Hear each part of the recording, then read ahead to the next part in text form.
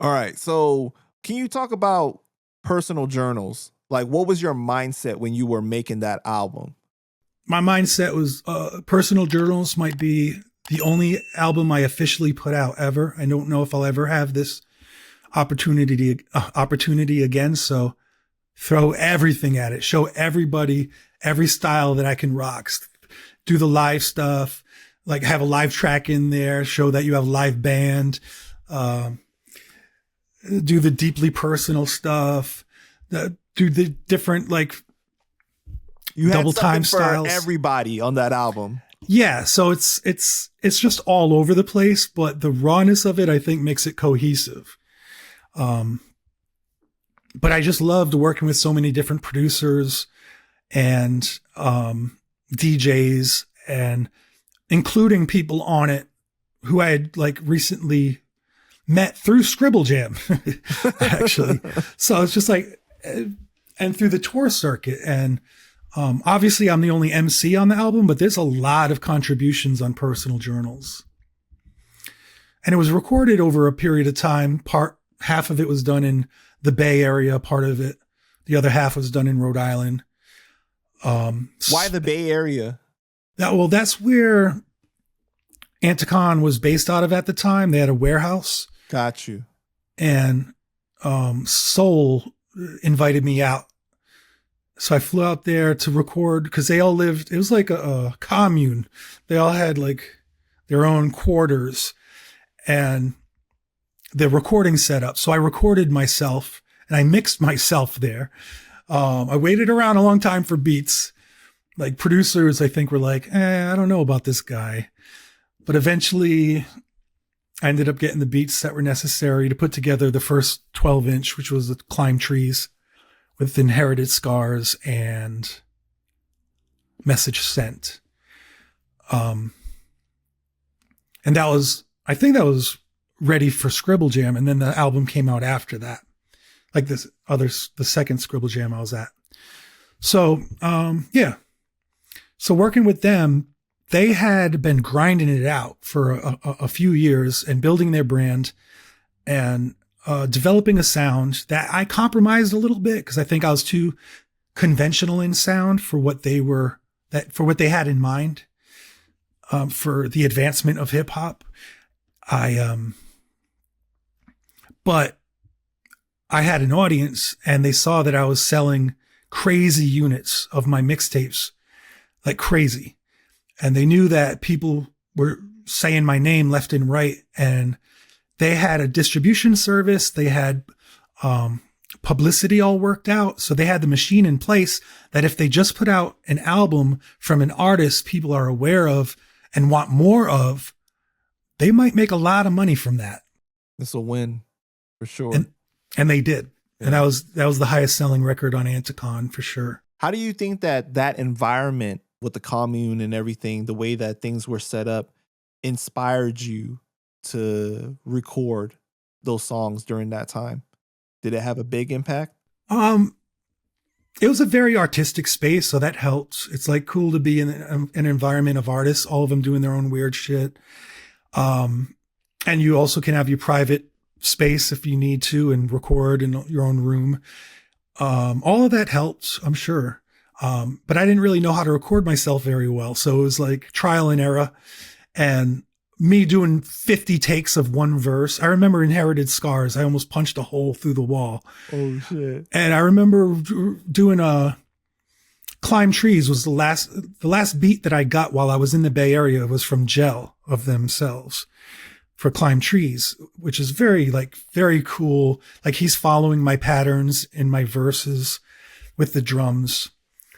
And I'm recording this and recording it and I'm listening to it. I'm like, God, it doesn't sound right. And then finally someone comes in the room who's like, the microphone is backwards.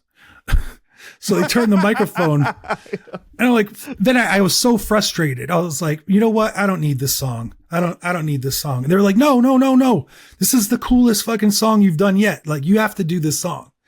So I'm glad I did. I pushed through. I ended up getting that one finished and, went home with some really cool material to share with friends and get their vibe on it. And they're like, ooh, this is like this is the dopest shit you've done. Like, this is incredible. So that inspired me to just keep pushing and doing more stuff at the Rhode Island studio until it was all put together. And at the 11th hour, I'm in Kinko's fucking writing my liner notes on little pieces of paper to mail off to Nostom so he can put together the record sleeve and the artwork. Man. Yeah, I remember the mad rush it was at the end for me to like get it out when it was supposed to be out. And that record was pushed by Nasty Little Man, a publicity company in New York City, actually right next to 9/11, where 9/11 happened. Ground Zero. Wow. Yeah. So I actually visited their office when shit was still in rubbles. And it was crazy that they were still operating, but they were. And I went up there to speak with them. Come full circle, Mike D. All right, so the Beastie Boys album, Hello Nasty, is called Hello Nasty because Nasty Little Man would answer the phone, Hello Nasty. So they were like working with Beastie Boys. So this guy showed Mike D my Personal Journals album, and he like scrunched his face like, this ain't hip hop.